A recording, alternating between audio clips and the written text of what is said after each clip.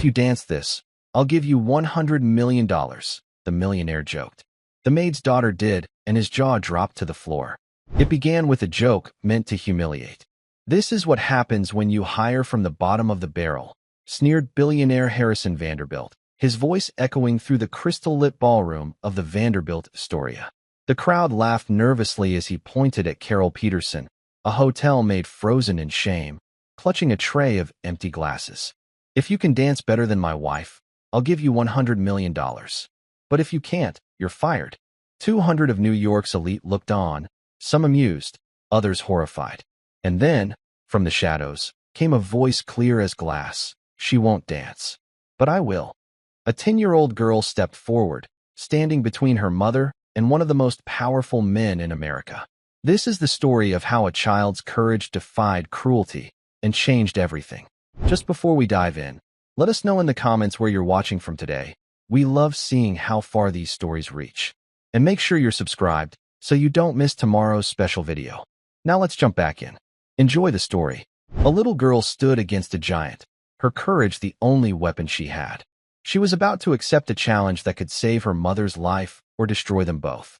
The world held its breath, wondering if a child's spirit could truly move a mountain of greed. The grand ballroom of the Vanderbilt Astoria Hotel glittered with a cold, sharp light.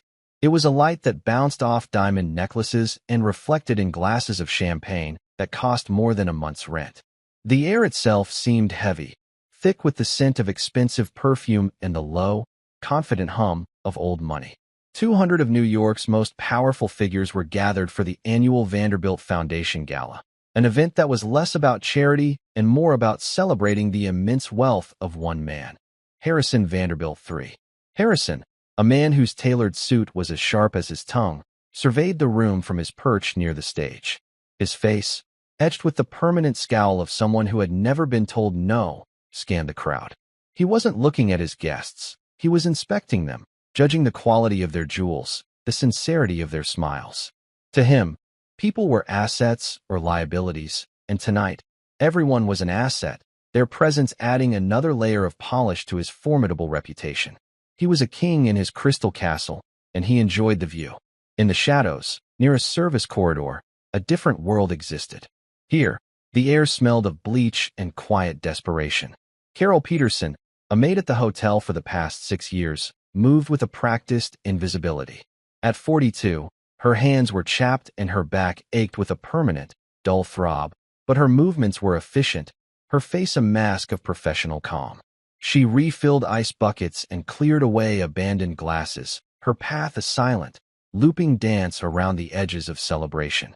Her only goal was to get through the night without being noticed. To be noticed was to risk a complaint, and a complaint could mean losing her job. Losing her job was a catastrophe she couldn't afford to imagine. Tucked away in a small supply closet, her daughter, Emily, sat on an overturned bucket. At 10 years old, Emily was a whisper of a girl, with hair the color of pale corn silk and eyes the color of a summer sky.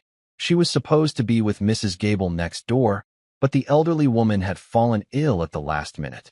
Carol had no other choice. She had brought Emily to work, hiding her away with a worn copy of The Secret Garden and a stern warning to stay silent and out of sight. Emily wasn't reading. She was listening to the muffled sounds of the orchestra, her small foot tapping a rhythm against the concrete floor. She could feel the vibrations of the bass through the soles of her worn sneakers. In her mind, she was on that dance floor, not as a guest, but as a performer. She imagined herself spinning under the grand chandeliers, her simple dress transformed into a costume of flowing silk. It was a secret dream, one she and her mother rarely spoke of anymore. It was a dream from before the sickness, before the mountain of bills had buried them. The sickness had come for her father first, a swift and merciless cancer that had stolen him and every penny of their savings. Then, it had come for Carol. Not a cancer, but a persistent, debilitating illness that required treatments not fully covered by her meager insurance.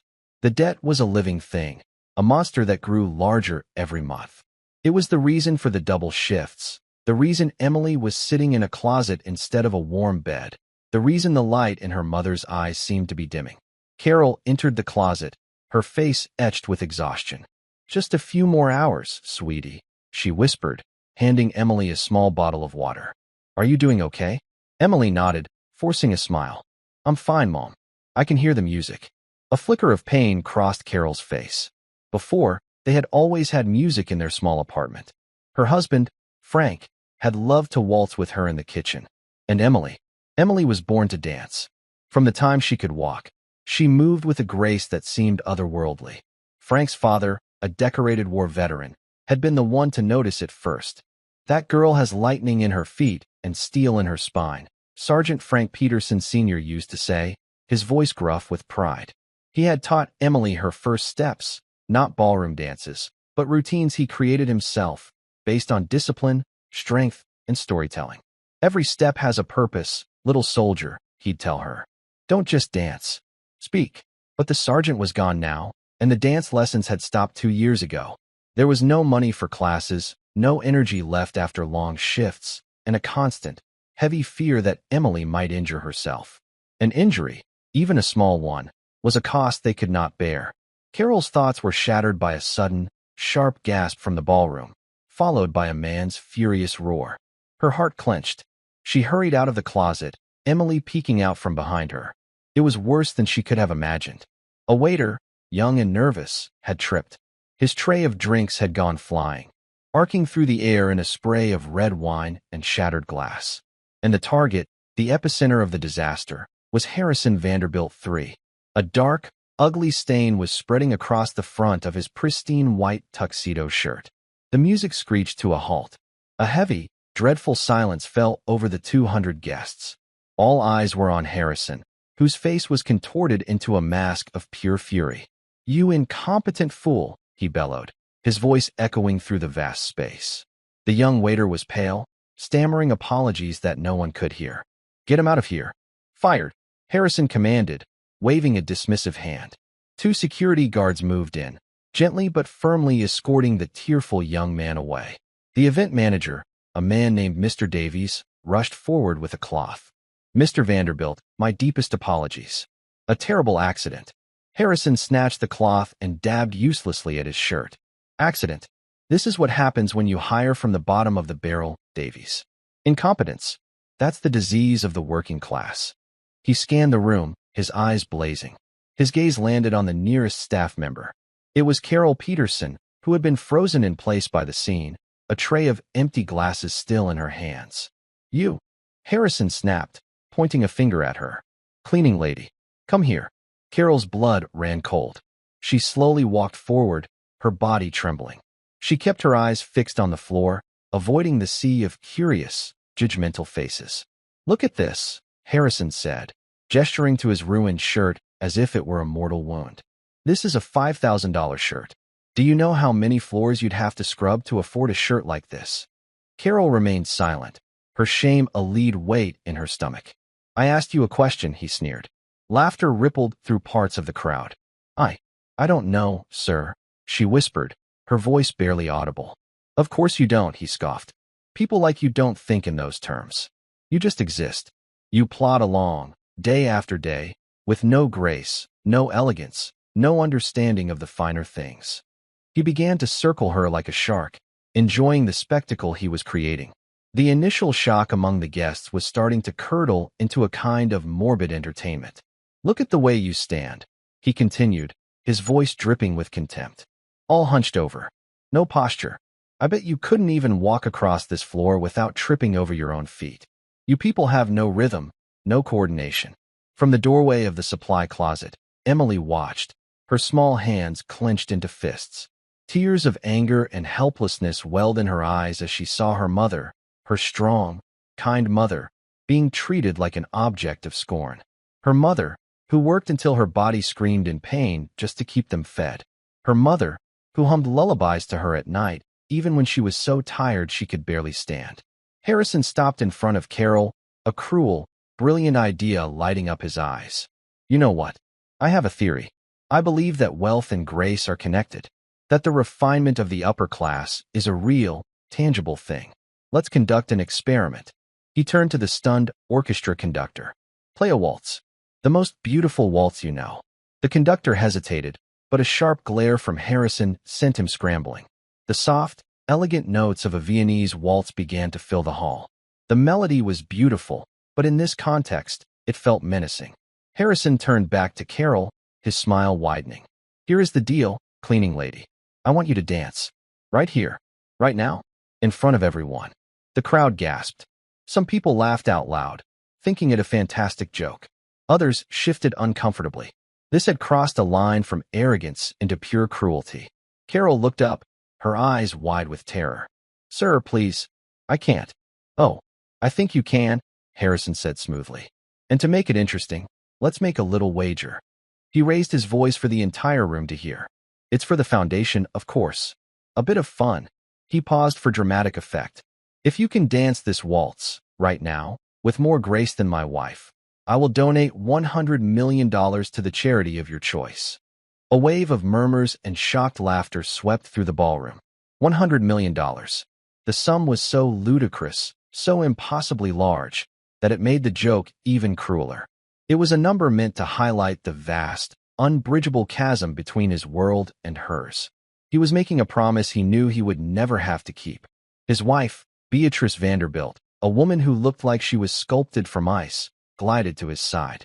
Harrison, darling, what are you doing? She murmured, though her eyes danced with amusement. Teaching a lesson, my dear. A lesson in natural order. He looked back at Carol, whose face was now ashen. So what will it be? Dance, and maybe, just maybe, you'll earn a fortune. Or refuse, and I'll make sure you never work in this city again. His voice was low, but the threat was crystal clear. Blackmail. Publicly and without shame. Carol stood frozen, trapped between impossible choices. The weight of every eye in the room pressed down on her. The mocking music swirled around her. Tears began to stream down her cheeks, silent drops of humiliation that she couldn't stop. She was breaking. In front of everyone, she was shattering into a million pieces. And it was in that moment, as the first sob escaped her lips, that a small, clear voice cut through the tension. She won't dance. The voice was not loud, but it had the sharp, ringing clarity of a small silver bell. The entire room turned towards the sound. Emily Peterson stepped out of the shadows of the service corridor and walked onto the edge of the grand ballroom floor. Her back was straight, her chin was up, and her sky-blue eyes were fixed on Harrison Vanderbilt with an intensity that was startling in a child. She walked until she was standing in front of her mother, placing herself between Carol and the billionaire. She won't dance, Emily repeated, her voice steady despite the thunderous beating of her heart. But I will. A profound, absolute silence descended upon the ballroom. Harrison Vanderbilt stared at the 10-year-old girl, his jaw slack with disbelief. The orchestra faltered, the beautiful waltz dissolving into a few confused, discordant notes before stopping completely. 200 of New York's richest and most powerful people stared at the small, blonde girl in the simple cotton dress who had just accepted an impossible challenge on behalf of her mother. The game had just changed, and no one, least of all Harrison Vanderbilt, knew the new rules. The silence in the ballroom stretched for a long, heavy moment. It was finally broken by Harrison Vanderbilt, who let out a short, barking laugh. The sound was sharp and ugly. Some of his guests, taking it as a cue, joined in with nervous, sycophantic chuckles. Well, what have we here? Harrison said, recovering his composure and turning the full force of his condescending gaze onto Emily. A little lion cub has come to defend her mother. How touching. How utterly pathetic. He crouched down, bringing his face uncomfortably close to Emily's. She didn't flinch. She simply stared back, her expression unreadable. What's your name, little girl? Emily Peterson, she said, her voice quiet but firm. Emily Peterson, he repeated, savoring the name as if it were a cheap wine. And you think you can dance? You, a child in scuffed shoes, think you can compete in a challenge meant for your mother? My mother is tired, Emily said simply. She works too hard. But I know how to dance. My grandpa taught me. This statement struck Harrison as hilarious. Did he now? Your grandpa? Was he a dance instructor at some back alley studio? The laughter in the room grew louder, more confident. The tension had broken, replaced by the giddy cruelty of a mob that had found a new, even more vulnerable target. Carol rushed to Emily's side, grabbing her small shoulders. Emily, no? Sweetheart, come with me. Let's go home. Her voice was a frantic whisper, her eyes pleading. She tried to pull Emily away, back into the safety of the shadows, but Emily stood her ground. "No, Mom," she said, her eyes never leaving Harrison's. "He made you cry? A man isn't supposed to make people cry like that. Grandpa said that bullies only win when good people do nothing." The mention of her grandfather, Sergeant Frank Peterson Sr., sent a jolt through Carol. She looked at her daughter's determined stance, the straightness of her spine, and for a moment, she didn't see a 10-year-old girl. She saw the echo of her father-in-law, a man who had faced down enemy fire and never once took a step backward. She saw his integrity, his unbreakable spirit, living on in this tiny, fierce child. Her grip on Emily's shoulders loosened. Harrison, meanwhile, was thoroughly enjoying the new turn of events. This was better than he could have possibly planned. Humiliating a maid was one thing, but humiliating a child? The spectacle would be legendary. He stood up straight and addressed the room, his voice booming with theatrical generosity. "All right, ladies and gentlemen, we have a new contestant. Little Emily Peterson believes she can dance for her mother's honor. And for $100 million. He paused, letting the absurdity of the statement sink in. "I am a man of my word. The offer stands. If this child can dance the waltz with more grace and skill than my wife, Beatrice, I will make the donation." Beatrice Vanderbilt glided forward. She was a former amateur ballroom champion, a woman who spent 3 days a week with a private tutor from Vienna. She looked Emily up and down, a venomous smile playing on her lips. "This is absurd, Harrison. It's like pitting a racehorse against a stray puppy. It's hardly a competition." "Nonsense, darling," Harrison boomed. "It's entertainment. And we need to set the standard, don't we? You will dance first. Show our little guest what real grace looks like." He then turned back to Emily, his eyes glinting with malice. "But every wager needs stakes on both sides. The $100 million is what you win. We must decide what you lose." He tapped his chin, pretending to think. "I know. When you fail, and you will fail, make no mistake, your mother will not be fired. That's too simple." Instead, his voice dropped, becoming silky and cruel. "She will get on her hands and knees and personally polish the shoes of every single guest in this room. With her own apron.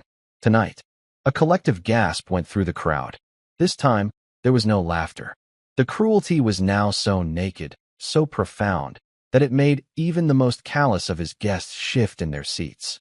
He wasn't just humiliating Carol. He was demanding her complete and utter debasement.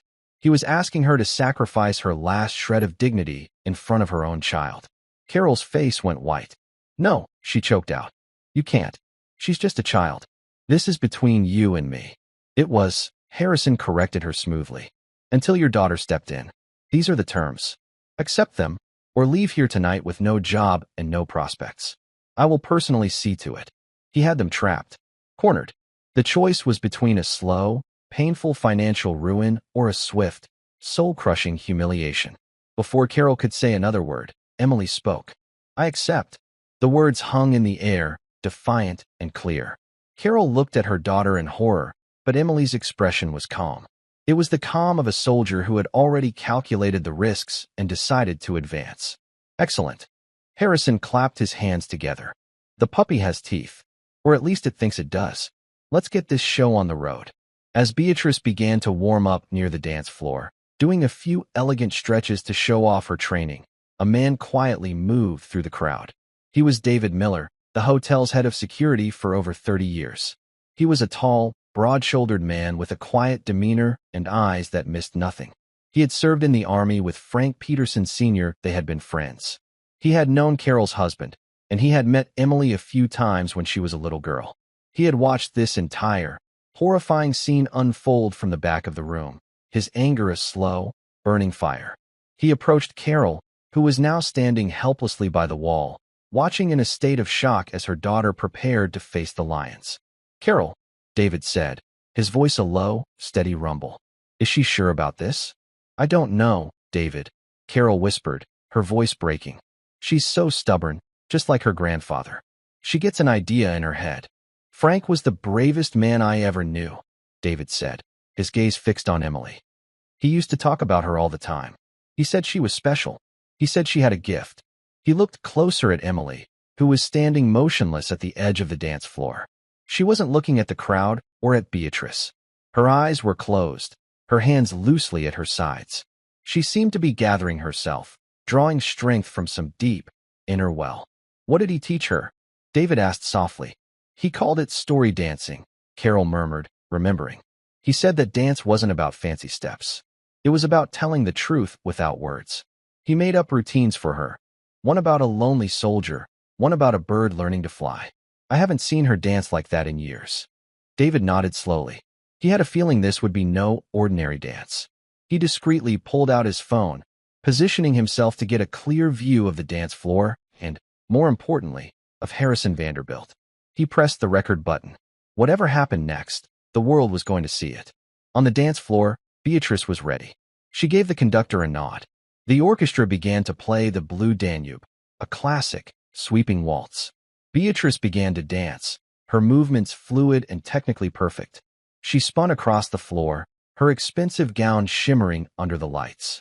She was the picture of aristocratic elegance. The guests applauded politely. She was exactly what they expected, beautiful, skilled, and utterly devoid of soul. Her dance was a performance of privilege, a demonstration of lessons well learned and paid for. It was impressive, but it was hollow. She finished with a flourish and a confident smile, curtsying to the audience. Harrison applauded the loudest, a smug, triumphant look on his face. Bravo, my dear. An exquisite performance. That is the standard to beat. He gestured dramatically towards Emily. And now, for our main event. The little mouse takes the stage. The laughter was back, but it was more subdued now. A nervous anticipation had settled over the room. Emily walked to the center of the vast, empty dance floor. She looked impossibly small and alone under the glare of the chandeliers. The contrast between Beatrice's shimmering gown and Emily's simple dress, between Beatrice's confident smile and Emily's solemn expression, was stark. The conductor looked at her. "What song would you like, little one?" he asked, his voice surprisingly gentle. Emily looked at the orchestra, her blue eyes scanning the musicians. Then she said, her voice carrying across the silent room, "Do you know Amazing Grace?" A confused murmur went through the crowd. Amazing Grace? That wasn't a waltz. It was a hymn. It was slow, mournful, and completely unsuitable for the challenge. Harrison laughed dismissively. The child doesn't even know what a waltz is. This is perfect. Play it. Play the funeral dirge. The conductor looked uncertain, but Emily gave him a small, reassuring nod. He sighed and turned to his musicians, giving them quiet instructions. After a moment, the lone, haunting sound of a violin filled the air, playing the first few bars of the beloved hymn. It was a melody of sorrow, but also of hope. Emily closed her eyes. She did not assume a classic ballet or ballroom stance. Instead, she stood with her feet slightly apart, her arms at her sides, as if listening to a voice only she could hear. In her mind, she was back in her grandfather's small living room. She could hear his voice, gravelly and kind. "Don't let them see your fear, little soldier. Let them see your story. Now, show me the story of the fallen sparrow who learned to fly again." As the first full verse of the music began, Emily moved. It was not a dance of celebration. It was a dance of survival. Her first movement was a stumble, a deliberate, heartbreaking fall to her knees. Her small body curled into a ball on the cold, unforgiving marble, a perfect imitation of a bird with a broken wing. It was a posture of defeat, of utter despair. It was her mother, kneeling amidst the broken glass just moments before. It was every person in that room who had ever felt small, helpless, and broken by the cruelty of the world. A few people in the crowd shifted uncomfortably. This was not the clumsy fumbling they had expected. This was something else entirely. Then, slowly, to the mournful notes of the violin, one hand reached out, fingers trembling, grasping at the air. Her body uncurled, not with a smooth, practiced motion, but with a shuddering effort. It was the struggle to rise after being knocked down. Her muscles strained, her face a mask of concentration. She pushed herself up, her legs unsteady, wobbling as she found her feet. She stood, fragile and uncertain, a tiny soldier in the center of a vast battlefield. Harrison Vanderbilt watched, his arms crossed, a smirk still fixed on his face. But the smirk was beginning to feel tight, unnatural. He had expected a child shuffling her feet, a comical display of incompetence. This was a performance. It was strange, unsettling, and it was capturing the attention of his guests in a way Beatrice's technically perfect waltz had not. As the music swelled into its first chorus, a melody of profound sorrow and resilient faith, Emily's movements changed. She began to move across the floor, not in the graceful, gliding steps of a waltz, but with a series of sharp, almost militaristic motions. Her arms cut through the air, her feet stamped the floor in a rhythm that was both defiant and disciplined.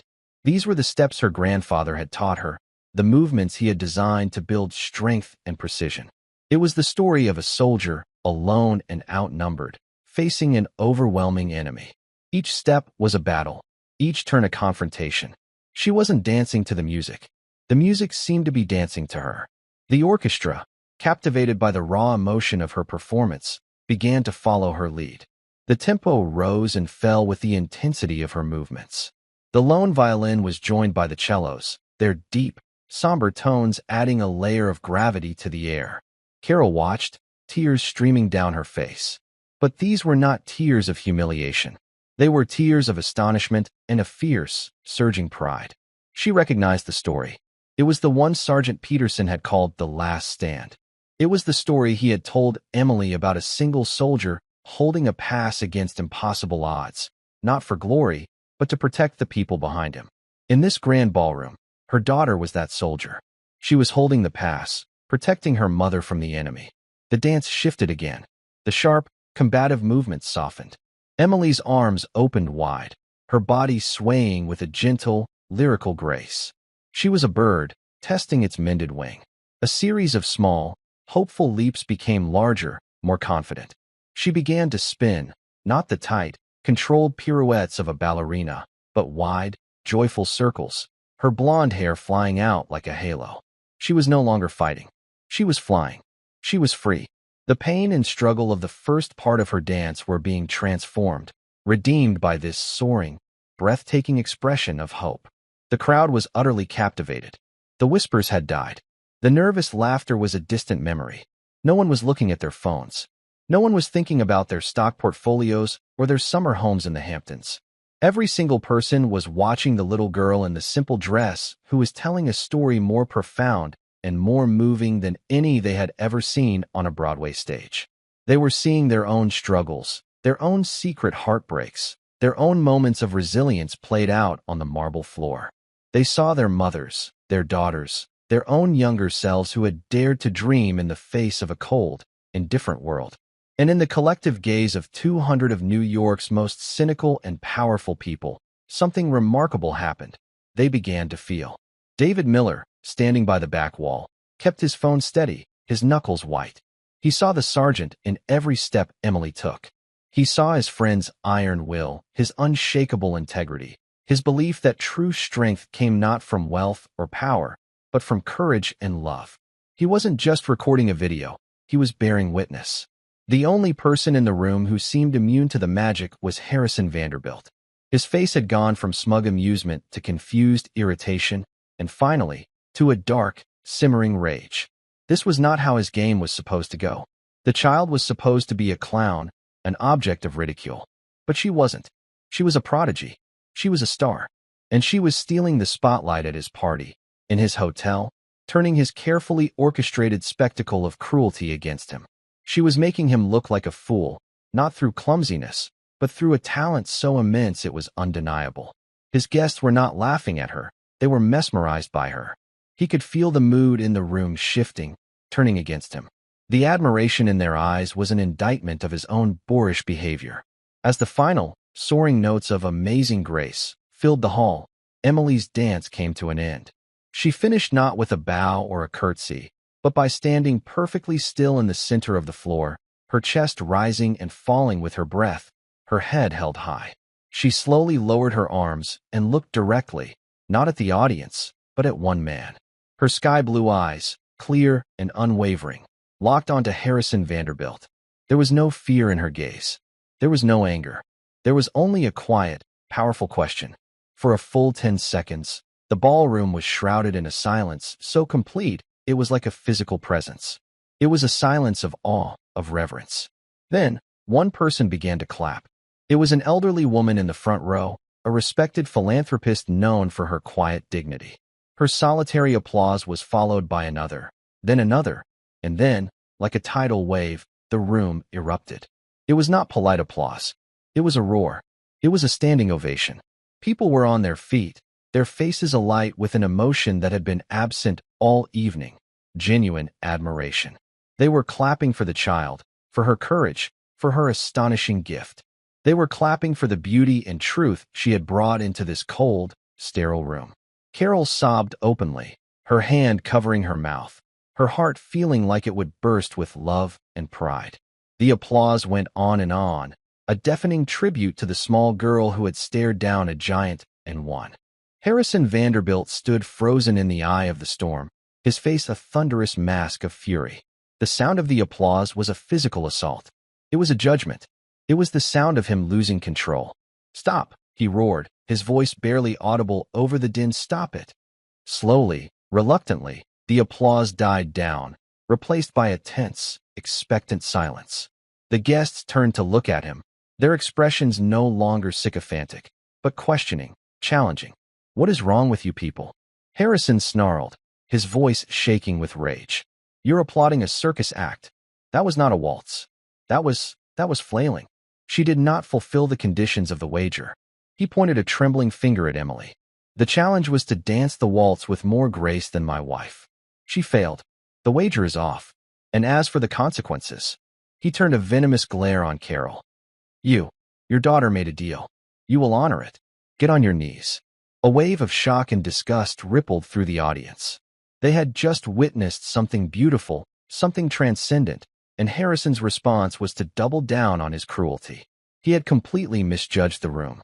The spell of his power was broken. "I don't think so, Harrison." The voice came from the back of the room. It was calm, authoritative, and it belonged to a man who had not spoken all evening. General Marcus Thorne, a retired four-star general and a highly respected member of the city's old guard, began to walk forward. He was a man in his late 70s, with a ramrod-straight posture and eyes that had seen the worst of humanity and had not blinked. He was one of the few people in New York whose influence and reputation rivaled Vanderbilt's. When he spoke, people listened. "That girl showed more grace in 5 minutes than you've shown in your entire life," the general said, his voice cold as steel. He stopped beside Emily, placing a gentle, protective hand on her shoulder. He looked down at her, and his stern expression softened for a moment. "That was quite a display, young lady.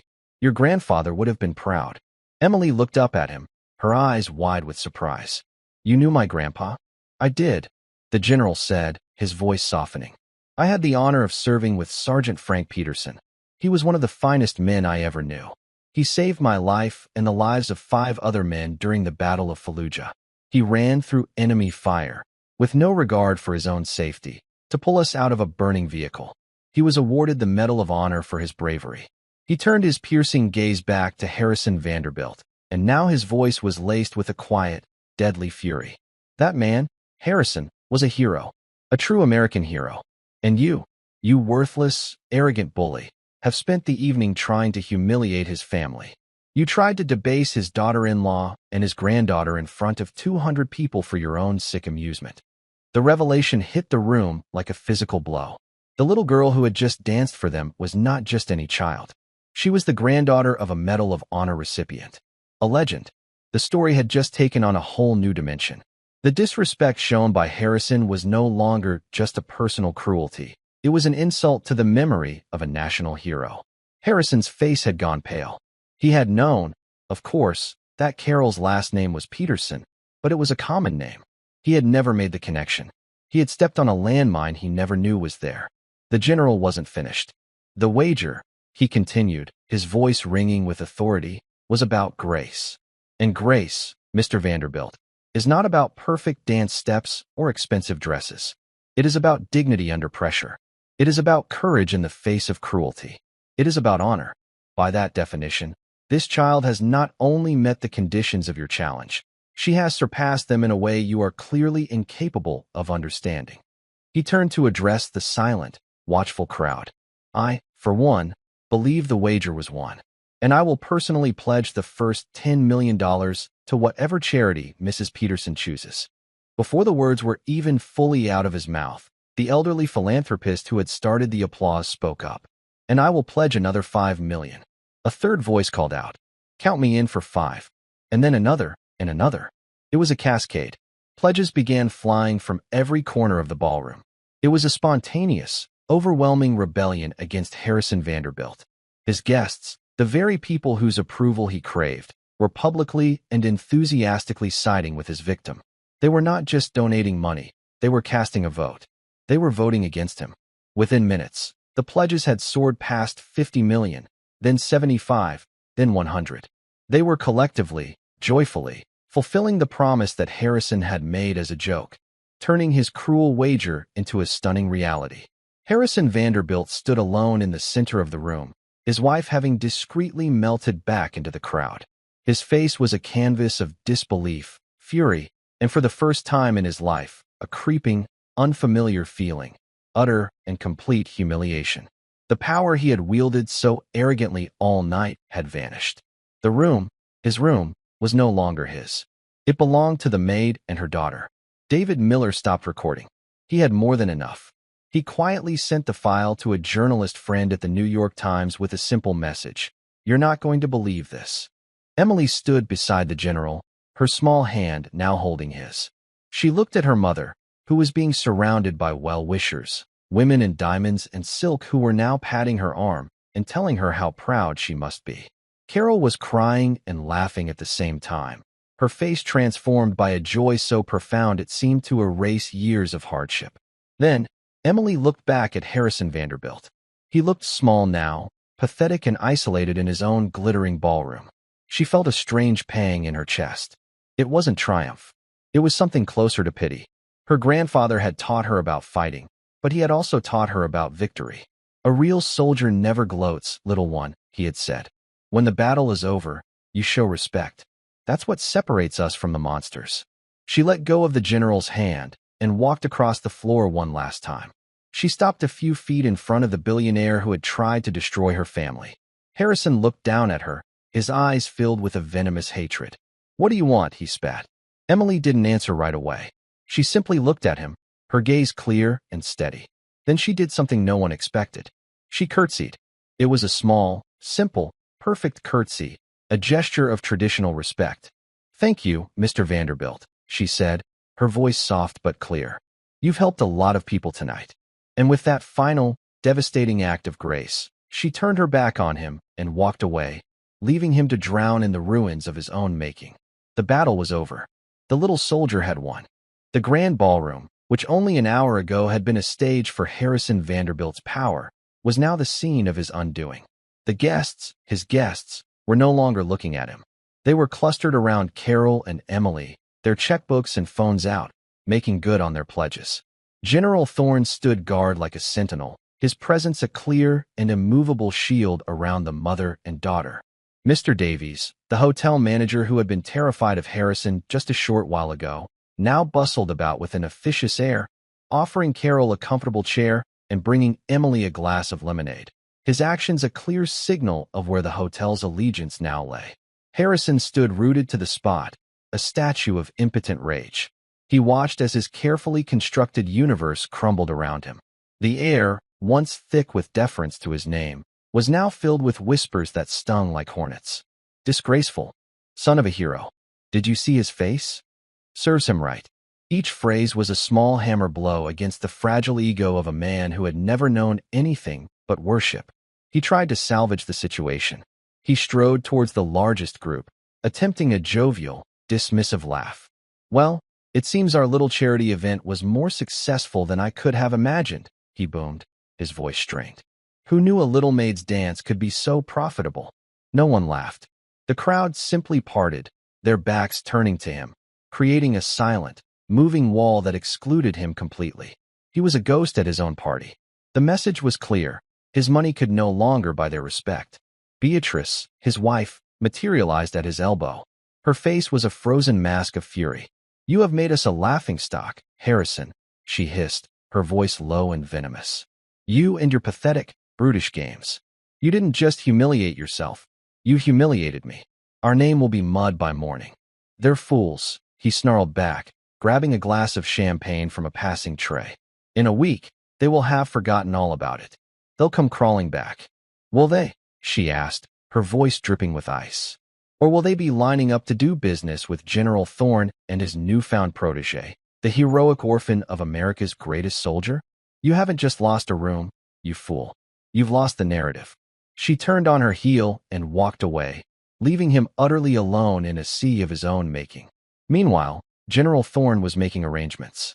He had quietly called his personal driver and arranged for a discreet exit for Carol and Emily through a private service elevator. A team from his foundation was already on the phone with Carol, gently walking her through the process of setting up a trust for the donated funds. The sum had officially reached $127 million. "We need to get you and your daughter home," the general said to Carol, his voice kind but firm. "The press will be here soon. It's best if you're not here when they arrive." Carol, still dazed, could only nod. The events of the evening felt like a surreal dream.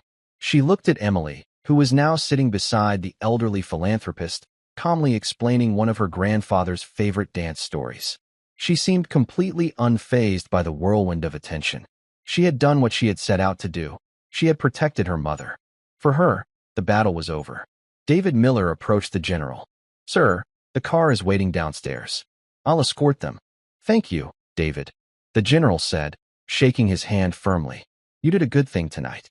Frank would be proud of you, too." He then crouched down in front of Emily. "Young lady," he said, "you are a remarkable person. I have a feeling this is just the beginning of your story." Emily smiled, a real, genuine smile for the first time that night.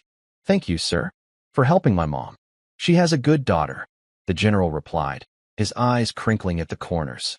"That's the best help she could ask for." Escorted by David, Carol and Emily slipped out of the ballroom, leaving behind the glittering chaos and the simmering rage of Harrison Vanderbilt. They rode the service elevator down to the basement parking garage, the silence a stark contrast to the noise upstairs. As they stepped out into the cool night air, the reality of what had happened began to sink in. They didn't speak on the ride home in the general's plush-town car. Carol simply held Emily's hand, her thumb stroking the back of her daughter's small, strong fingers. The numbers, the pledges, the standing ovation, it all felt secondary. The one thing that shone with brilliant clarity in her mind was the image of her daughter, small and defiant, stepping out of the shadows to stand for her. The monster of debt that had haunted their lives, that had woken Carol in a cold sweat night after night, had been slain. Not by a prince or a fairy godmother, but by a 10-year-old girl with lightning in her feet and steel in her spine. When they arrived at their small, third-floor walk-up apartment, the place looked exactly the same, but everything was different. The worn sofa, the dripping faucet, the stack of unpaid medical bills on the kitchen table, they had lost their power. They were just things, not threats. Carol tucked Emily into bed, pulling the thin blanket up to her chin. "You were so brave tonight, sweetie," she whispered, her voice thick with emotion. "I have never been so proud in my entire life." Emily looked up at her, her eyes heavy with sleep. "I love you, Mom," she murmured. "I love you too, my little dancer," Carol whispered back, kissing her forehead. More than all the stars in the sky. She stood in the doorway for a long time, watching her daughter sleep. Then she walked to the kitchen table, picked up the terrifying stack of bills, and, with a sense of ceremony, dropped them into the trash can. It was the beginning of a new life. By 8 a.m. the next morning, the story was everywhere. The video David Miller had sent to his journalist friend had not just been published, it had exploded. It was the lead story on every news website, every morning show, every social media platform. The headline in the New York Times read, "Vanderbilt's Folly.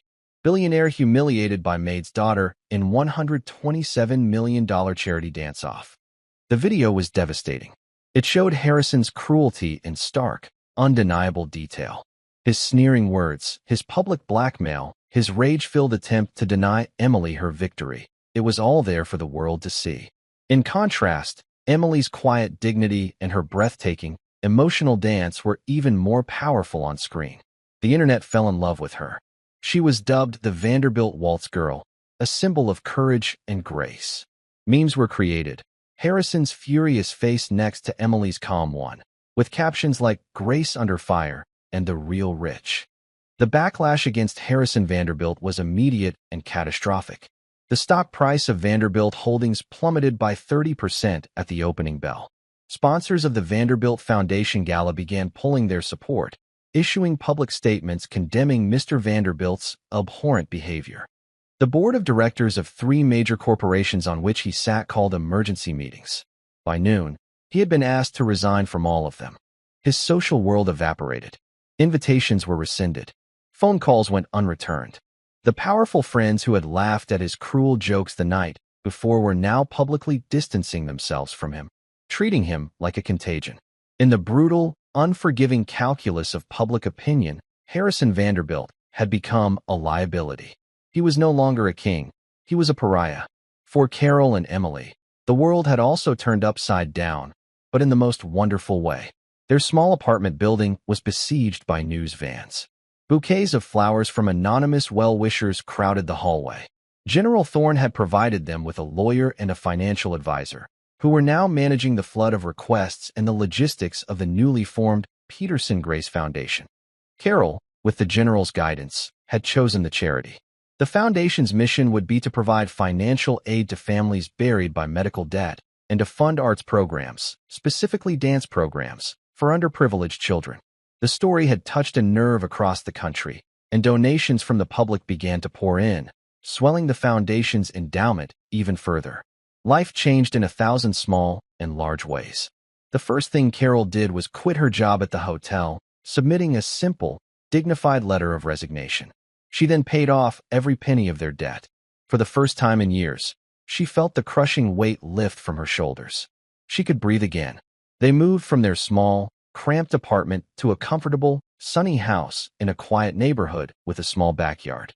It wasn't a mansion, but to them, it felt like a palace. The most important feature of the new house was a room with a polished hardwood floor and a wall of mirrors. It was Emily's dance studio. Emily was offered scholarships to every prestigious dance school in the country, from Juilliard to the School of American Ballet. But after visiting several, she made a decision that surprised everyone. She chose a smaller, less famous school run by a retired Russian prima ballerina named Madame Anya Volkov. Madame Volkov was known for her focus not just on technique, but on the emotional storytelling of dance, the very thing Sergeant Peterson had instilled in Emily. When they met, the elderly woman watched Emily dance for a full 10 minutes in silence. Then she simply said, "You have an old soul, child. You do not dance to impress. You dance because you must. This is a rare gift. I will teach you how to protect it." Emily thrived under Madame Volkov's tutelage. She learned the discipline of classical ballet, the freedom of modern dance, and the intricate rhythms of a dozen other styles. But she never lost the raw, emotional core of her grandfather's teaching. Her dancing was a unique fusion of military precision and breathtaking grace, a style that was hers and hers alone. She remained grounded, despite the fame. General Thorne acted as a grandfather figure, shielding her from the worst of the media glare and ensuring she had as normal a childhood as possible. She went to school, made friends, did her homework, and spent her evenings and weekends in her studio, pouring all the joy and sorrow and wonder of her young life into her movements. The world watched her grow up. Occasional news stories would show her winning competitions, her talent blossoming into something truly world-class. She never gave interviews about that night at the hotel, but she didn't have to. Her dancing said it all. It spoke of strength born from hardship, of beauty found in unexpected places, of the quiet, unshakable power of a loving heart. And Harrison Vanderbilt? He disappeared from public life. He and Beatrice divorced. He sold his company at a massive loss and retired to a private island, a king in a kingdom of one. Sometimes, late at night, when the news would show a clip of a now teenage Emily Peterson soaring across a stage, he would watch, his face a mixture of resentment and a strange, grudging awe. He had tried to make her small, but instead, he had made her limitless. He had set out to prove that grace was a product of wealth, but she had proven it was a product of the soul. He had joked about giving her $100 million, and in the end, that was exactly what it had cost him. He had lost a fortune, but he had lost so much more. He had lost his name, his power, and the one thing he could never get back, his story. Because his story was no longer his. It was, and would forever be, a footnote in the story of the girl who danced. 5 years later, the stage of the Metropolitan Opera House was dark. A single spotlight cut through the blackness, illuminating a lone figure in the center. She was no longer a girl, but a young woman of 17. Emily Peterson had grown into her grandfather's descriptions. The lightning in her feet was now a controlled, explosive power that captivated audiences around the world. The steel in her spine was visible in her flawless posture, her unwavering confidence, her command of the stage. Tonight was the premiere of her first original production, a full-length ballet she had choreographed herself. It was titled The Last Stand. In the audience, Carol watched from the front row, seated between General Thorne and a beaming Madame Volkov. Carol was a different woman now. The lines of exhaustion on her face had been replaced by the soft glow of purpose and peace. She was the respected director of the Peterson Grace Foundation, an organization that had, in 5 short years, helped thousands of families escape the crushing prison of medical debt. It had also built and funded dozens of Grace studios, free dance schools in impoverished neighborhoods across the country, ensuring that children with a gift would never have it silenced by a lack of money. She was no longer invisible. She was a force for good, her quiet strength now amplified, touching countless lives. The ballet began. It was the story of that night, retold not with words, but with the universal language of movement. The first act depicted a world of cold, sharp angles and arrogant, strutting figures in glittering costumes. The lead male dancer, representing Harrison Vanderbilt, was a whirlwind of aggressive, domineering movements, his choreography a brilliant, scathing critique of empty power. The corps de ballet, representing the party guests, moved like puppets, their actions dictated by the lead. Then, a small, solitary dancer entered the stage. She moved with a quiet, efficient grace, clearing away the props left by the others. It was the maid. Another dancer, portraying a young Emily, watched from the shadows. The audience was silent, completely enthralled. The pivotal scene arrived. The confrontation. The music, a powerful, modern score composed specifically for the ballet, swelled with dramatic tension. When the Vanderbilt character turned his fury on the maid, the dancer portraying Emily stepped forward. The music stopped. A single, haunting violin began to play Amazing Grace. And then, Emily Peterson danced. She danced the story of the fallen sparrow. She danced the story of the lone soldier. She danced the story of her mother's pain and her own fierce, protective love. It was the same dance from that night in the ballroom, but it was deeper, richer, imbued with 5 more years of life, of training, of understanding. It was a masterpiece of emotional storytelling. On the vast stage of the Met, her performance was not just a personal memory. It became a universal anthem of defiance against cruelty, of hope against despair. When the final note faded and Emily stood, poised and triumphant, in the single spotlight, the silence held for a beat. Then the theater exploded. The applause was a physical force, a tidal wave of sound that seemed to shake the very foundations of the building. It was a roar of recognition, of admiration, of love. Roses rained down on the stage. Backstage, after the 17th curtain call, Emily was wrapped in a hug by her mother. "He would be so proud of you, sweetie," Carol whispered, her eyes shining.